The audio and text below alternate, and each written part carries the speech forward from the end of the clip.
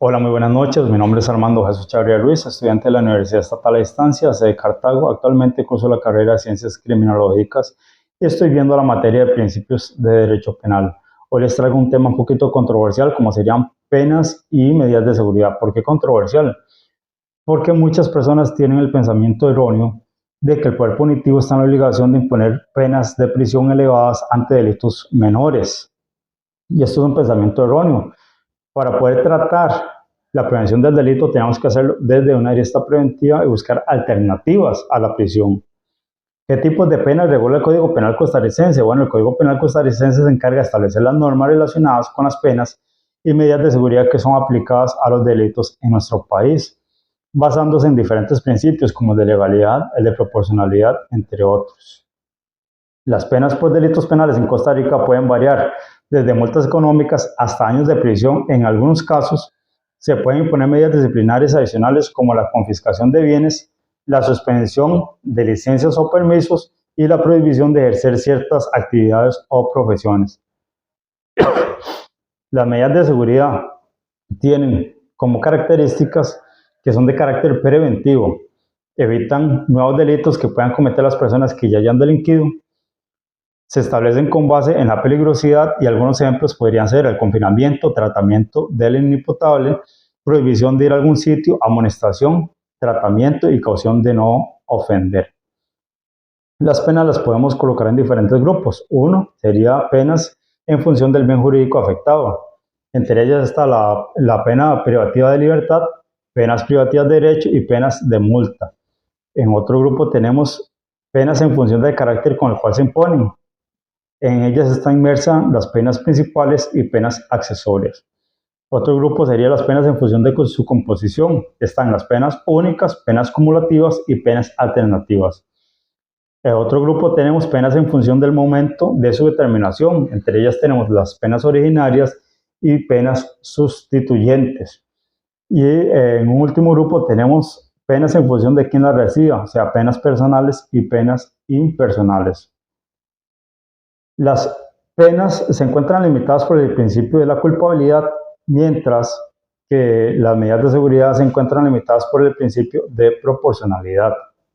Ahora bien, ¿quién se encarga del control jurisdiccional de estas penas según lo regula el Código Penal Procesal Penal? Bueno, el artículo 56 bis sobre la presentación de servicios de utilidad pública dice: el control de la ejecución corresponderá a la Dirección General de la Adaptación Social, función que coordinará con las entidades a cuyo favor se prestará el servicio. En el caso que éstas favorezcan el cumplimiento de la pena o bien dificulten el control de su ejecución, serán excluidas del régimen del registro pertinente. Según el Código Penal, en el artículo número 4573. Como datos generales tenemos que el servicio se prestará en los lugares, los horarios y el plazo que determine el juez. Al establecer el horario se tendrá que tomar en cuenta no interrumpir la jornada laboral habitual de la persona condenada, si posee trabajo o si ésta asiste a algún centro educativo. Deberá informar al juez de ejecución de la pena sobre el cumplimiento de la sanción. Además, el incumplimiento facultará al juez de ejecución de la pena para que la revoque. ¿Quién se encarga de la gestión penitenciaria de estas penas?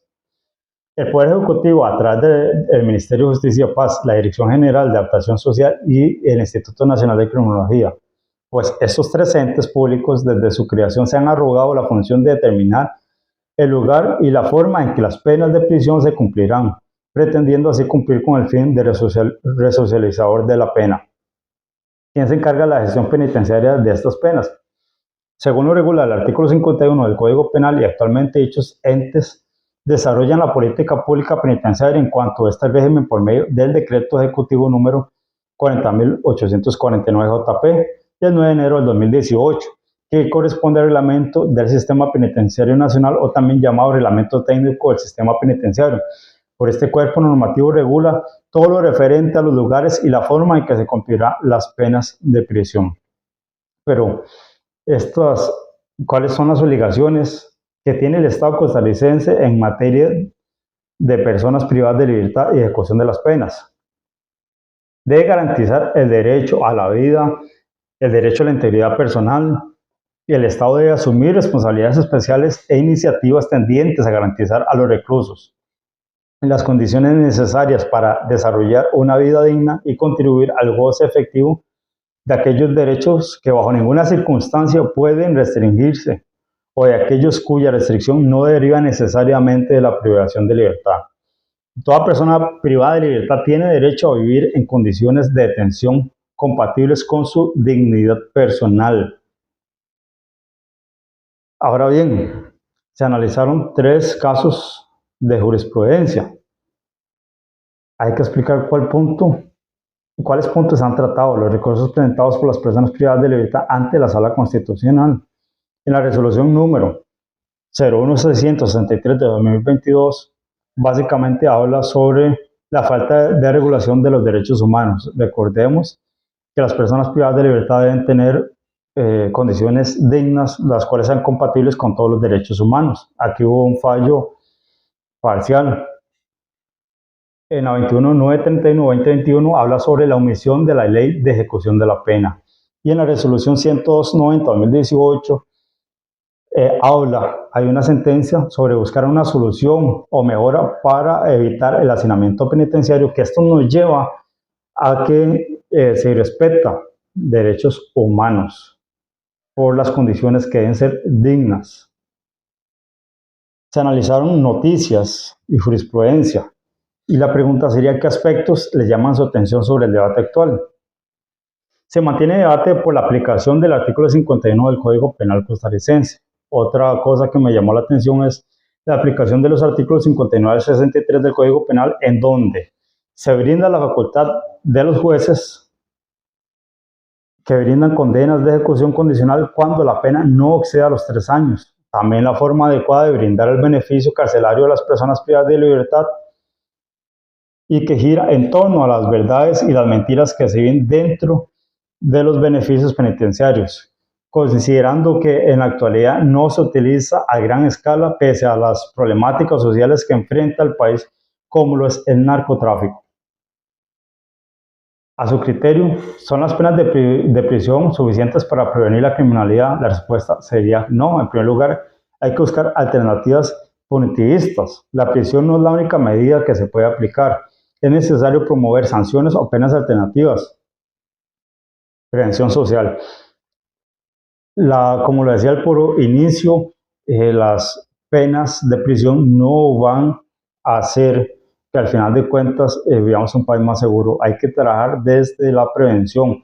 En mi caso personal, yo soy fiel creyente que se debe crear un cuerpo interinstitucional donde haya sociólogos, psicólogos, donde haya criminólogos, donde haya abogados, entre otros, para buscar medidas alternas, medidas que realmente nos ayuden a resocializar a las personas, porque actualmente la prisión no está resocializando a las personas y estamos ante un fenómeno bastante fuerte y difícil de combatir, como sería el crimen organizado y el narcotráfico como tal.